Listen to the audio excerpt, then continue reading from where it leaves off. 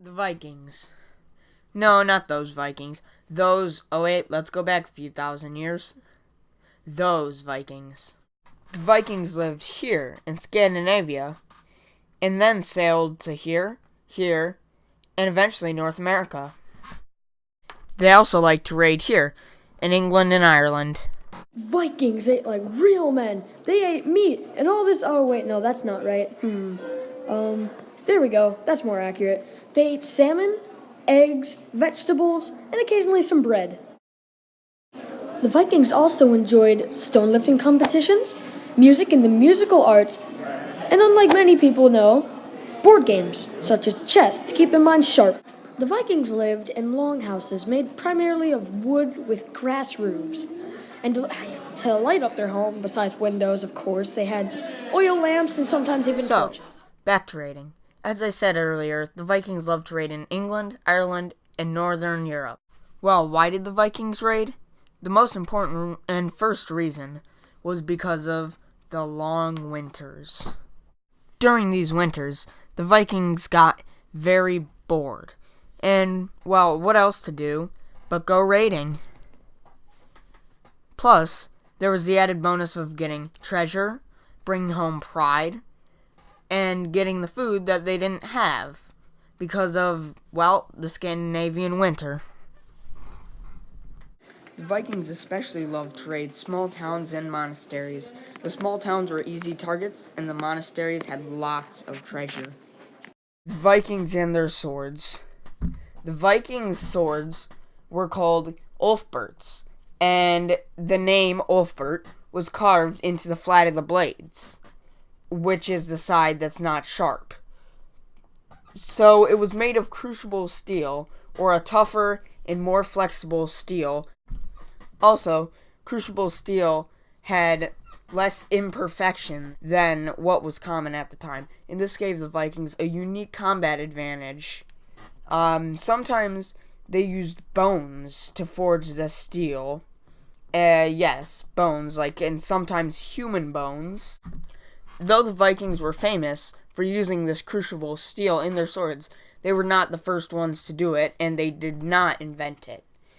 The evidence suggests that it was actually invented in Central Asia, and it was Damascus steel, a subsection of crucible, and they were the first ones to use it. Evidence also suggests that the Vikings actually directly traded the steel with Asia, and perhaps actually directly traded steel like ingots and bars and maybe even swords. The evidence that was found was Eastern religious stuff in burial tombs such as Buddha statues and other symbols. Religiously, the swords meant a lot to the Vikings too. They named their swords, and a lot of the time it was after native Scandinavian animals such as wolves, bears, foxes, and probably caribou.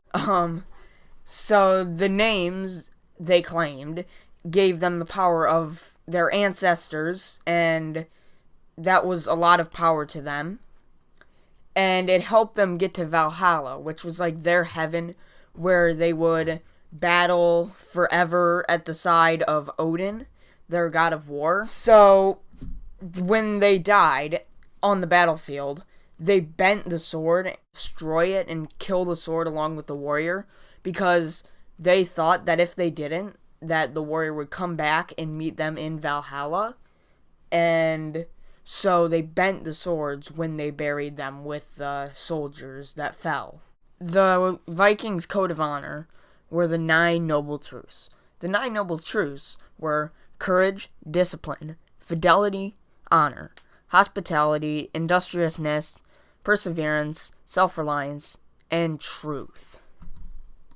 So one person feared by all, the berserker, the one who's going in and destroying the whole town. But wait, what is a berserker? Well, let's check the recipe. Take some alcohol, add some hallucinogenic drugs, get those all, and then you take a Viking dude. Make sure he's naked, by the way. And you get this awesome berserker beast. who's probably going to be dead by the end of the battle, but that's fine. What did the Berserker do? Well, he just ran through, breaking up the defenses, making people panic. That's pretty much all. Viking longships were these massive ships, usually about 30 meters. They can be up to, well, 40 or down to 20. Now, they usually hold about 60 to 90 men, and they were typically light enough to be carried by the soldiers. They were made by overlapping pieces of wood that would typically just make the whole of the boat, with a sail in a striped pattern or a diamond pattern that would be taken down in the storms. Vikings seemed to disappear after the Battle of Stamford Bridge in 1066. In this battle, one of their kings was killed while trying to invade England.